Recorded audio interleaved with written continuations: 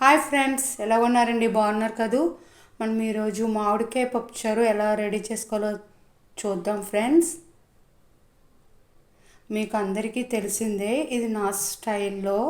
నేను ముందుగా పప్పు పొద్దున్నే లేవగానే నానబెట్టుకున్నాను ఫ్రెండ్స్. ఇలా నానబెట్టుకోవడం వల్ల గ్యాస్ రాదనమాట.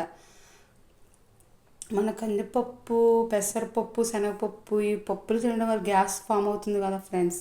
ఈ గ్యాస్ ఫామ్ అవ్వకుండా ముందుగా పప్పులు నానబెట్టుకుంటే అంతగా గ్యాస్ ఫామ్ అవ్వదన్నమాట. ముందుగా అమ్మమ్మ వాళ్ళు అయితే పొయ్యి మీద ఉడకపెట్టుకునే వాళ్ళు.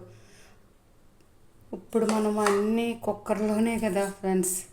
అప్పుడైతే పప్పు ఉడికాక మామిడికాయ ముక్కలు వేసి అలా కారం, ఉప్పు అన్నీ వేసి చక్కగా ఉండేవాళ్ళు. ఇప్పుడైతే మనం అన్నీ రెడీమేడ్ లాగా అన్నీ ఒకసారి వేసేసి కుక్కర్ పెట్టేసుకుంటున్నాం. చాలా ఈజీగా కూడా అయిపోతుంది. కానీ ఆ టేస్ట్ అమ్మమ్మ వాళ్ళు వండినప్పుడు పప్పు మామిడికాయ అయితే చాలా కమ్మగా ఉండేది, చాలా రుచిగా ఉండేది.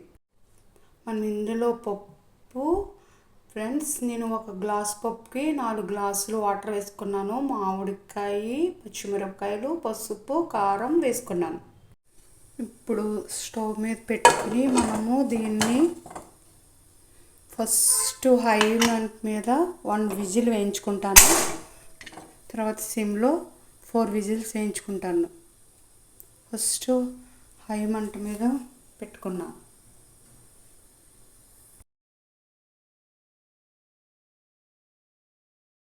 విజిల్ వచ్చింది. ఇప్పుడు పప్పులో వేసుకోవడానికి వాటర్ మరిగించుకొని పెట్టుకున్నాను.